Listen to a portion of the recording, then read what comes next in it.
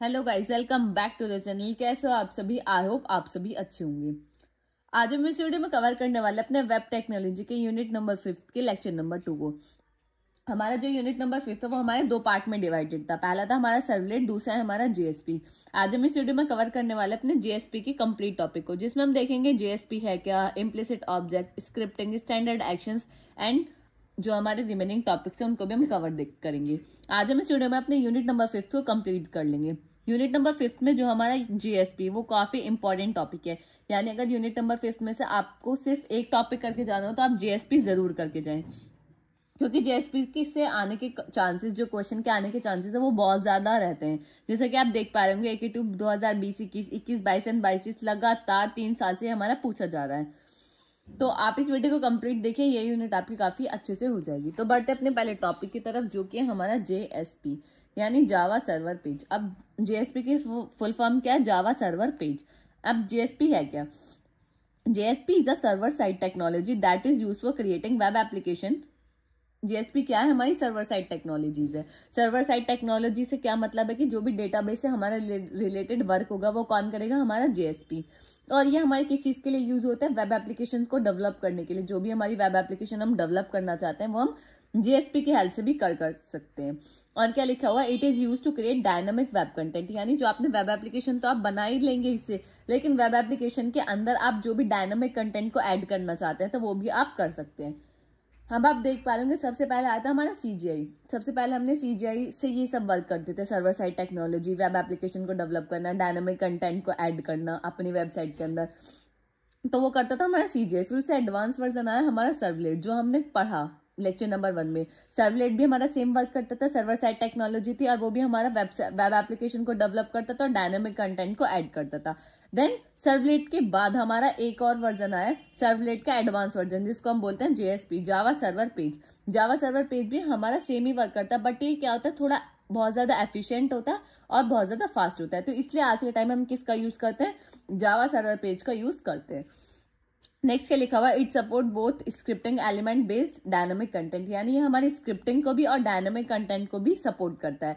जो जैसे कि हमारा डायनामिक HTML है, DHTML, ये जेएसपी उसको भी सपोर्ट करता है।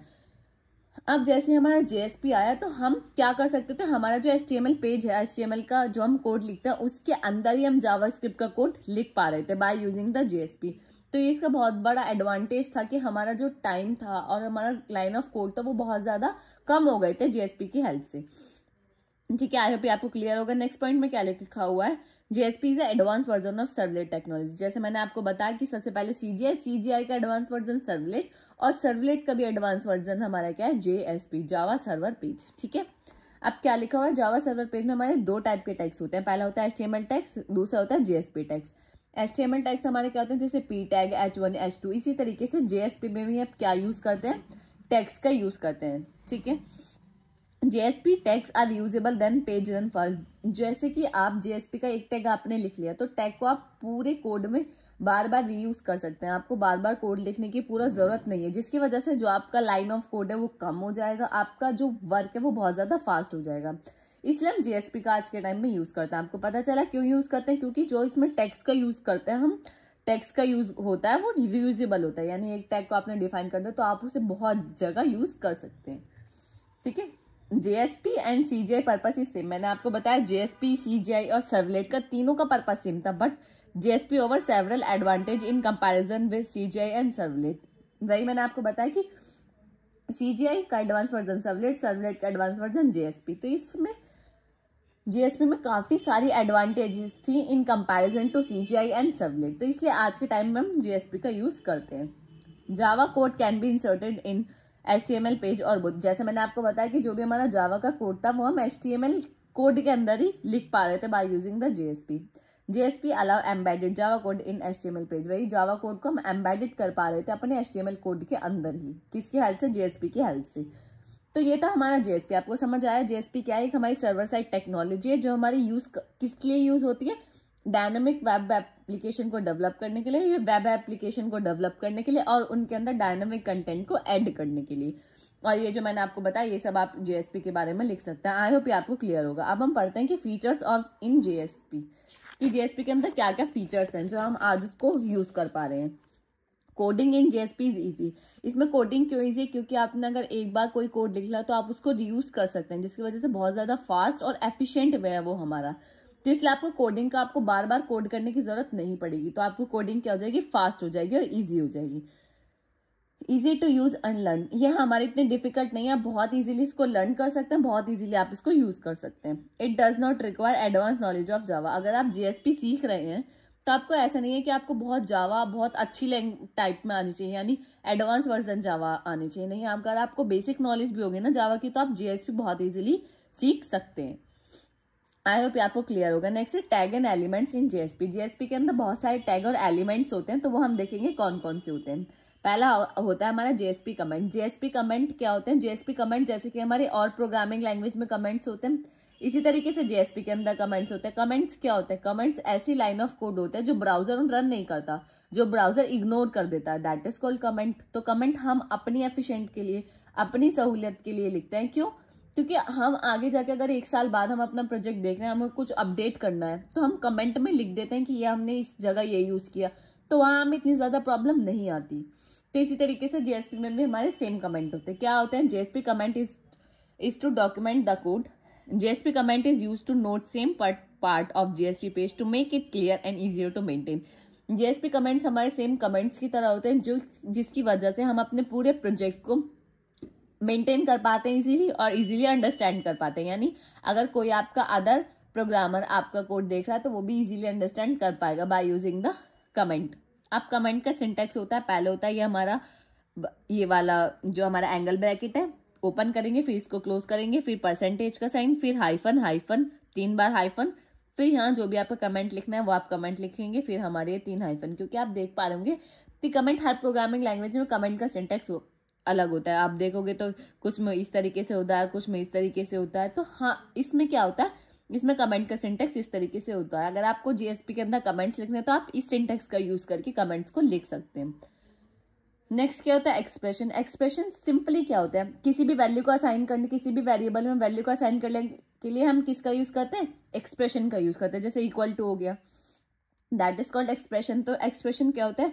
Basic scripting element in JSP. JSP के अंदर बहुत बेसिक स्क्रिप्टिंग एलिमेंट्स होते हैं। कौन? Expression. Expression is use to insert value directly to the output. Output के अंदर अगर हमें कोई भी वैल्यू को इंसर्ट करना है तो हम किसका यूज करेंगे? एक्सप्रेशन का यूज करेंगे। अब किस तरीके से वैल्यू को इंसर्ट कर सकते हैं, उसका सिंटेक्स क्या है? Angle bracket percentage equal to का। यहाँ तो हाइफन हाइफन था कमेंट्स में, लेकिन यहाँ क्या आएगा? इक्वल टू आएगा। अगर आप इक्वल टू को हटा देंगे तो क्या बन जाएगा? हमारा स्क्रिप्टलेट टैग बन जाएगा। ठीक है, तो इसका सिंटेक्स इस तरीके से। नेक्स्ट है हमारा स्क्रिप्टलेट टैग्स। ये क्या होता है? Insert any plain Java code inside the scriptlet. अगर आपको कोई भी प्लेन जावा का कोड स्क्रिप्टलेट के अंदर, यानी किसी भी हमारा जो टैग है, जैसे हम देख पा रहे हैं, हमने क्या कहा कि हम HTML के अंदर अपने जेएसपी की हेल्प से जावा के कोड को इंसर्ट कर सकते हैं। तो आपको इंसर्ट अगर करना है तो आपको सिंटेक्स क्या होगा? ये सिंटेक्स होगा आपको इंसर्ट करने के लिए। ठीक है, जिसको हम बोलते हैं स्क्रिप्टलेट टैग। नेक्स्ट होता है डिक्लेरेशन टैग। डिक्लेरेशन टैग तो बिल्कुल सिंपल है, किसी भी वेरिएबल को डिक्लेयर करना, that is called declaration tag. We can declare static member, instance variable and method inside declaration tag. Declaration tag के अंदर हम क्या कर सकते हैं? किसी भी वेरिएबल, किसी भी ऑब्जेक्ट को हम डिफाइन कर सकते हैं बाय यूजिंग द डिक्लेरेशन, जिसका सिंटेक्स हमारा ये है। इसमें क्या आता है? इसमें हमारा ये आता है। अब आप इसका सिंटेक्स याद रखें। अब डिक्लेरेशन पार्ट आपको क्लियर होगा कि डिक्लेरेशन में सिर्फ हम क्या करते हैं? वेरिएबल को डिक्लेयर करते हैं। अब हम एक सिनेरियो के थ्रू समझेंगे कि जेएसपी हमारा किस तरीके से वर्क करता है। अब जेएसपी हमारा क्या? सर्वर साइड, यानी वो डेटाबेस से कनेक्टिविटी हमें कौन देगा? जेएसपी देगा। तो सबसे पहले इसमें क्लाइंट आता है। क्लाइंट यानी हम यूजर। यूजर जो भी हमारी रिक्वेस्ट करता है कि हम मुझे डेटा चाहिए, तो वो वेब सर्वर के पास किस रिक्वेस्ट की मतलब किस फॉर्मेट में जाता है? वो हमारे जेएसपी रिक्वेस्ट की हेल्प फॉर्मेट में हमारे सर्वर के पास जाता है। सर्वर के अंदर, वेब सर्वर के अंदर हमारा जेएसपी इंजन होता है, जो इन चीजों को प्रोसेस करता है कि जो हमारा डेटा यूजर को चाहिए वो डेटा है क्या। फिर वो डेटाबेस से कनेक्टिविटी करता है, डेटाबेस से जो भी डेटा होता है उसको फेच करता है, फिर उसके बाद हमारे क्लाइंट को रेस्पॉन्स में भेज देता है। क्लाइंट को जब वो रेस्पॉन्स में भेज देता है, वो HTML पेज की तरह हमारे रेस्पॉन्स में भेजता है, ताकि जो है हमारा कंटेंट है वो हमें फुल फॉर्मेट में दिखे। तो इस तरीके से हमारा जेएसपी वर्क करता है। सिंपल रिक्वेस्ट पहुंचती है, हमारा जेएसपी इंजन उसको प्रोसेस करता है, डेटाबेस से कनेक्टिविटी करता है, फिर इसी तरीके से हमें रेस्पॉन्स मिलता है, क्लाइंट को हमारी डेटा मिल जाता है। ये बहुत ज्यादा फास्ट और बहुत एफिशिएंट वे है हमारा जेएसपी की हेल्प से हम ये कर पा रहे हैं। आई होप आपको क्लियर होगा।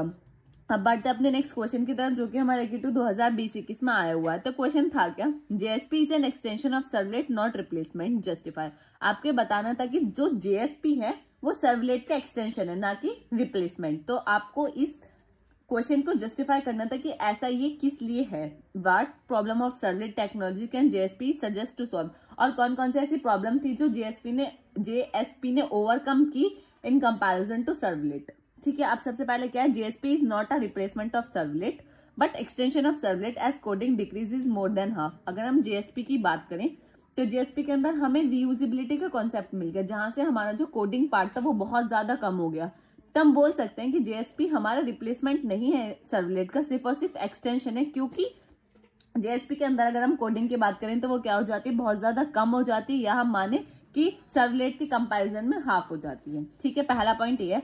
दूसरा पॉइंट क्या है, JSP static code and dynamic code are separated. हमारा कुछ स्टैटिक कोड होता है, कुछ हमारा डायनामिक कोड होता है। तो JSP के अंदर हमारे स्टैटिक कोड अलग हो जाता है और डायनामिक कोड अलग होता है, जबकि सर्वलेट में ऐसा नहीं होता। ठीक है, नेक्स्ट क्या है, JSP needs no compilation by the programmer. अगर कोई भी एरर आ जाता है तो कंपाइलेशन की प्रोग्रामर को जरूरत नहीं पड़ती थी कि प्रोग्रामर बार बार कंपाइल करे, तो वो ऑटोमेटिकली जो भी चीजें होती हैं वो ऑटोमेटिकली सब काम करता है। कौन, JSP।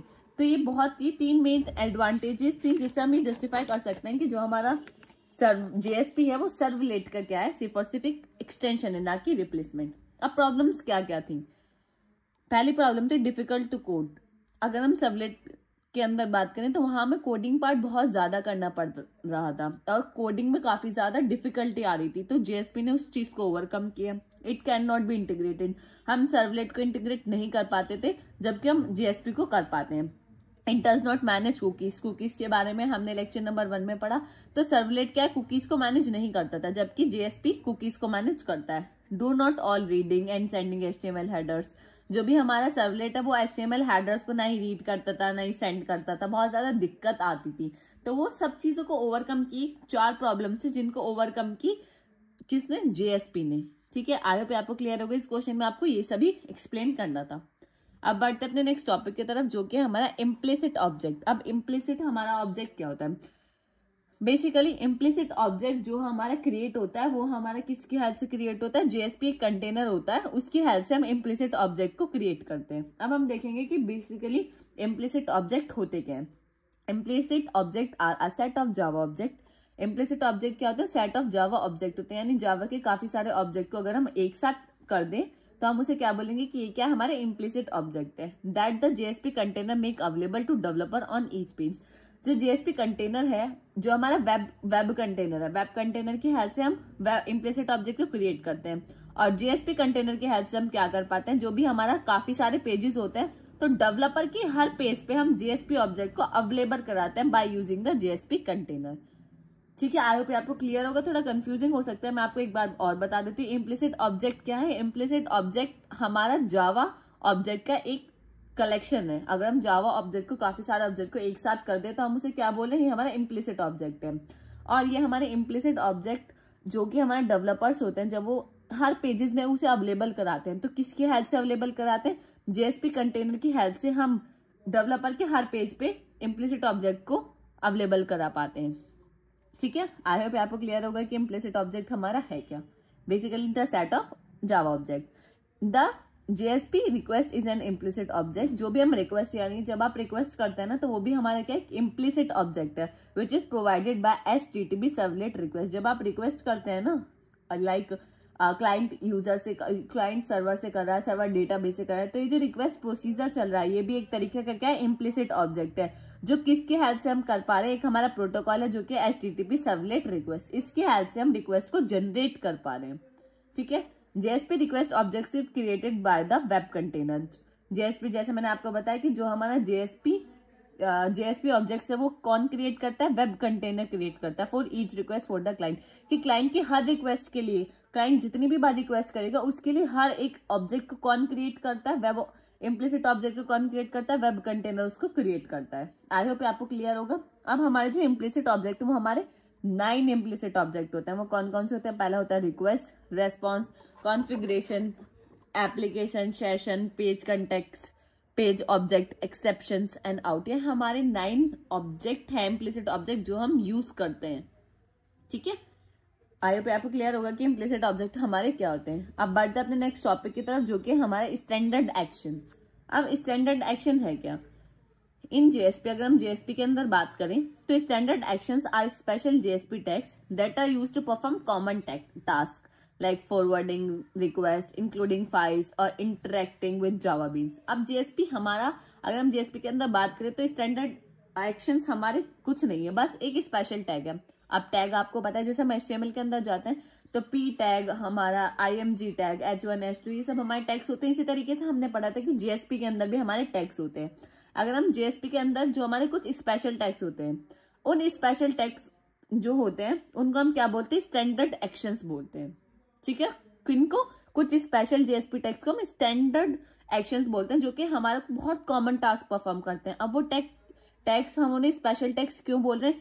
क्योंकि वो हमारे कौन कौन से टास्क को परफॉर्म कर सकते हैं? फॉरवर्डिंग रिक्वेस्ट को एक जगह से दूसरी जगह फॉरवर्ड करना, इंक्लूडिंग फाइल्स, आपको फाइल को, कोई भी अदर फाइल को इंक्लूड कराना है अपने प्रोग्राम के अंदर, तो आप किसकी हेल्प से कराएंगे? स्टैंडर्ड एक्शंस की हेल्प से। Interacting with Java beans, Java beans हम यूनिट 3 में काफी अच्छे से पढ़े थे। जावा बीन्स भी हमारा क्या होता है? एक रियूजेबल कोड ऑफ कंटेंट होता है। तो जावा बीन्स का अगर हमें इंक्लूड कराना या इंटरेक्ट कराना अपने प्रोग्राम के अंदर, तो किसकी हेल्प से करेंगे? स्टैंडर्ड एक्शंस की हेल्प से हमें कर पाएंगे। आई होप आपको क्लियर होगा कि ये है क्या। बेसिकली ये क्या है? स्पेशल जेएसपी टैग्स है। अभी है किस तरीके से इनका सिंटैक्स है वो हम देख लेंगे कि अगर हमने क्या पढ़ा कि किसी फाइल को हम इंक्लूड करेंगे तो उसका सिंटैक्स क्या है। सबसे पहले एंगल ब्रैकेट, फिर आप लिखेंगे जेएसपी, फिर कॉलन, आपको क्या करना है? कौन सा टास्क परफॉर्म करना है, फिर आपको यहाँ लिखना है आपको इंक्लूड यानी आपको किसी भी फाइल को इंक्लूड करना है। तो इसमें ये लिखा है टू इंक्लूड अनदर जेएसपी, कुछ एक जेएसपी के अंदर दूसरी जेएसपी को इंक्लूड करने के लिए आप इंक्लूड का यूज करेंगे। अब उसका example JSP colon include page, जिस भी पेज को आपको इंक्लूड करना है तो वहां पे लिख देंगे कि कौन सी आपको पेज को, कौन सी आपको फाइल को ये वाले प्रोग्राम में इंक्लूड करना है। ठीक है, नेक्स्ट है फॉरवर्ड यानी फॉरवर्ड करना, रिक्वेस्ट को फॉरवर्ड करना, forwarding the request to another JSP. एक जेएसपी से दूसरी जेएसपी तक रिक्वेस्ट को फॉरवर्ड करने के लिए आप इस सिंटैक्स का यूज करेंगे। तो सिंटैक्स है क्या? JSP colon forward page. अब जो भी फॉरवर्ड पेज के अंदर यहाँ जो भी जिस भी पेज को आपको फॉरवर्ड करना है तो आप उस पेज को यहाँ लिख देंगे। ये होता है हमारा फॉरवर्ड पेज। इसी तरीके से सेम यूज बीन का है कि आपको जब भी जावा बीन को रिट्रीव करना हो तो आप किसका यूज करेंगे? यूज जावा बीन का। और ये आपका सिंटैक्स है, तो इसकी हेल्प से आप क्या कर पाएंगे? अपने कोड के अंदर, अपने प्रोग्राम के अंदर जावा बीन्स को इंटरेक्ट कर पाएंगे, यानी जावा बीन का यूज कर पाएंगे। आई होप आपको क्लियर होगा कि स्टैंडर्ड एक्शंस हमारे होते क्या है। बेसिकली स्पेशल जेएसपी टैग्स होते हैं जो हमारे कुछ स्पेशल टास्क परफॉर्म करते हैं, कॉमन टास्क परफॉर्म करते हैं, जो कि हमने अभी देख लिए हैं। ये 3 टास्क ही परफॉर्म करते हैं। ठीक है, 3 टास्क देख लिए। अभी और टास्क भी परफॉर्म करते हैं, जैसे कि हमारा होता है सेट प्रॉपर्टी। सेट प्रॉपर्टी क्या है? Set property of a Java bean. कि जावा बीन्स के अंदर आपने पढ़ा कि जावा बीन्स के अंदर काफी सारी प्रॉपर्टीज होती हैं। आपको कोई भी स्पेसिफिक जावा बीन की प्रॉपर्टी का यूज करना है तो आप उस टाइम किसका यूज करेंगे? Set property of a Java bean. की जावा बीन की प्रॉपर्टी को सेट करने के लिए आप ये वाली सिंटैक्स का यूज करेंगे। अगर आपको गेट प्रॉपर्टी यानी रिट्रीव करना है कोई भी प्रॉपर्टी यानी कोई भी जावा बीन से कोई भी रिलेटेड, क्योंकि आपने पढ़ा होगा, अगर आपने जावा बीन अच्छे से पढ़ा होगा ना तो आपने गेटर और सेटर मेथड पढ़े होंगे। गेटर और सेटर मेथड सेंड और रिट्रीव करने के लिए, तो वही वहां पे भी हमने प्रॉपर्टीज पढ़ी थी जावा बीन की। तो वही ये प्रॉपर्टीज है, सेट प्रॉपर्टी और गेट प्रॉपर्टी। गेट प्रॉपर्टी हमारा क्या करते हैं कि रिट्रीव करने के लिए, आपको कोई भी डेटा रिट्रीव करना जावा बीन के अंदर तो आप किसका यूज करेंगे? गेट प्रॉपर्टी का यूज करेंगे। और उसका सिंटैक्स हमारा ये रहा। ठीक है, नेक्स्ट क्या हमारा पैरम यानी पैरामीटर। अगर आपको पैरामीटर पास कराने हो तो उस टाइम आप इसका यूज करेंगे। इसमें क्या लिखा हुआ है? Pass is parameter to an included page और अ फॉरवर्डेड रिसोर्सेज। आपने किसी रिसोर्सेज को एक पेज से दूसरे पेज पे फॉरवर्ड किया या आपने किसी भी फाइल को अपने उसके अंदर इंक्लूड किया तो आपको उसके अंदर कुछ भी पैरामीटर पास कराने हो तो आप इस सिंटैक्स की हेल्प से करा पाएंगे। किसके हेल्प से? स्टैंडर्ड एक्शन की हेल्प से आप ये सब चीजें परफॉर्म कर सकते हैं। ये हमारे 6 ऑपरेशंस हैं। इनको ही हम बोलते हैं कि ये हमारे जेएसपी की स्पेशल टैग्स हैं। ये जो आप देख रहे हो ना, ये ही हमारे टैग्स हैं, स्पेशल टैग्स, जिनको हम बोलते हैं कि स्टैंडर्ड एक्शंस हैं। तो आई होप आपको क्लियर होगा कि स्टैंडर्ड एक्शंस हमारे क्या होते हैं। Now moving on next topic which is directives. अब डायरेक्टिव्स क्या होते हैं? JSP directives are instruction to the JSP container.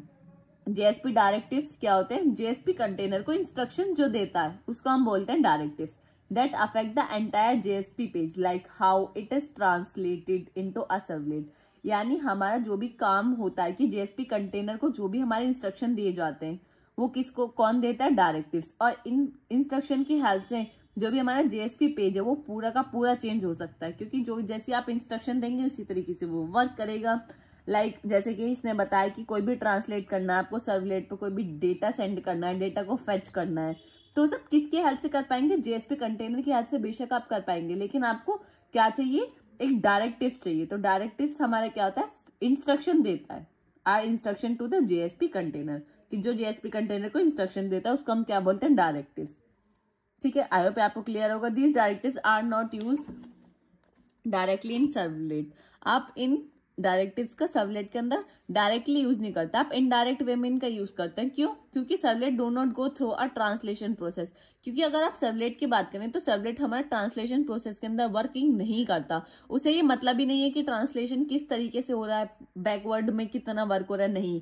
उसे सिर्फ और सिर्फ कुछ कुछ चीजों से मतलब है, तो इसलिए हम इसे डायरेक्ट वे में यूज नहीं करते, क्योंकि सिर्फ सर्वलेट के अंदर ये पता है कि जेएसपी कंटेनर की हेल्प से हमें क्या क्या वर्क कराना है। अब उसे ये इसी चीज से कोई मतलब नहीं है कि जेएसपी कंटेनर को कौन इंस्ट्रक्शन दे रहा है, वो किस तरीके से वर्क कर रहा है, तो इस चीज से उसे कोई मतलब नहीं है। तो इसलिए यहाँ बोला गया है कि हम इसको क्या करते हैं, जेएसपी कंटेनर का जो हमें इंस्ट्रक्शन देते हैं डायरेक्टिव की हेल्प से, वो हम इनडायरेक्ट वे में देते हैं, डायरेक्टली हम नहीं कर सकते। ठीक है, आई होप आपको क्लियर होगा। अब ये हमारे 3 टाइप्स के डायरेक्टिव्स होते हैं। पहला होता है हमारा पेज डायरेक्टिव्स, फिर हमारा इंक्लूड डायरेक्टिव्स, फिर टिकलिप डायरेक्टिव्स।